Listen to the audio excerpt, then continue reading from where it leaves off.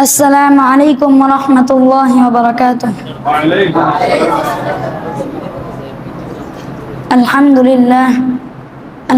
لله الذي أمر بيوم الأضحى والصلاة والسلام على رسوله المجتبى. أما بعد فأعوذ بالله من الشيطان الرجيم. بسم الله الرحمن الرحيم. لن ينال الله لحومها ولا دماؤها ولكن يناله التقوى منكم. صدق الله مولانا العظيم.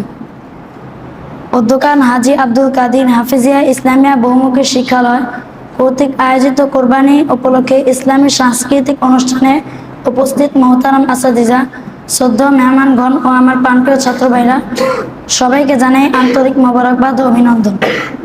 আমি আপনাদের সামনে উপস্থিত হয়েছি কোরবানি ফজর সম্পর্কে কিছু কথা বলার উদ্দেশ্যে। সংক্ষিপ্ত পরিসরে উক্ত বিষয়ে কিছু কথা বলার আশা রাখছি। ওমা তাওফিকি ইল্লা বিল্লাহ। মোহতারাম হাজিরিন, কোরবানি মহান আল্লাহ পাক প্রদত্ত একটি ওয়াজিব বিধান। এই ওয়াজিব বিধানটি পালনের মাধ্যমে একজন বান্দা তাকওয়া নামী নিয়ামত অর্জন করে থাকে।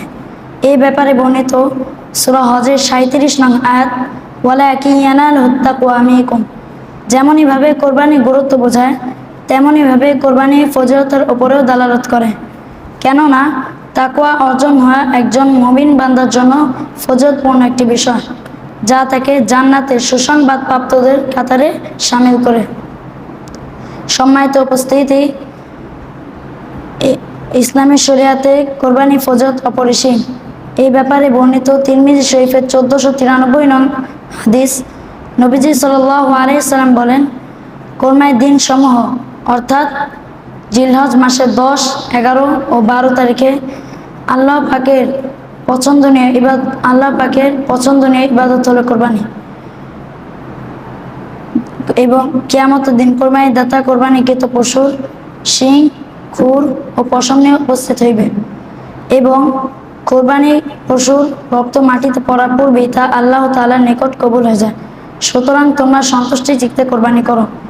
এছাড়াও কোরবানি ফজিলত সম্পর্কে ইবনে মাজাহ শরীফের 1324 নং হাদিসে বর্ণিত, একদা সাহাবে কারাম নবীজি সাল্লাল্লাহু আলাইহি ওয়াসাল্লামকে জিজ্ঞাসা করলেন, ইয়া রাসূলুল্লাহ, এই কোরবানি কি?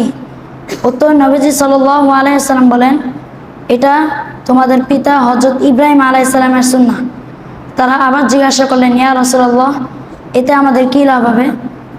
উত্তরে নবীজি সাল্লাল্লাহু আলাইহি ওয়াসাল্লাম বললেন, প্রত্যেক পশমের বিনিময়ে একটি করে হাসানা অর্থাৎ নেকি পাওয়া যাবে। তারা আবার প্রশ্ন করলেন, ভেড়ার বেলাও কি তাই হবে? নবীজি সাল্লাল্লাহু আলাইহি ওয়াসাল্লাম বলেন, ভেড়ার প্রত্যেকটি পশমের বিনিময়ে একটি করে হাসানা তথা নেকি পাওয়া যাবে। প্রিয় ছাত্র ভাইরা, কোরআন ও হাদিসের সকল বর্ণনার মাধ্যমে কোরবানি ফজিলত আমাদের সামনে দিবালোকের ন্যায় স্পষ্ট হয়ে গেছে বলে আশা করছি। তাই আসুন আমরা যারা সামর্থ্যবান আছি এই ফজিলতপূর্ণ বিধানকে আমাদের জীবনে বাস্তবায়ন করার চেষ্টা করি। আল্লাহ রাব্বুল আলামিন আমাদেরকে তৌফিক দান করুন, আমিন। ওয়া আখিরু দাওয়ানা আলহামদুলিল্লাহি রাব্বিল আলামিন।